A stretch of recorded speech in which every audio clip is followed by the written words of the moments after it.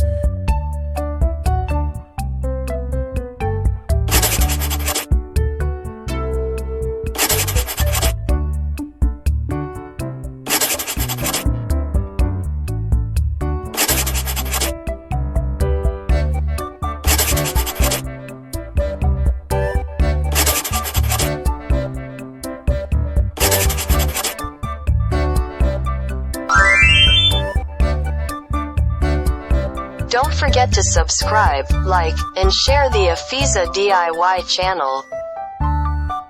Thanks for watching this video.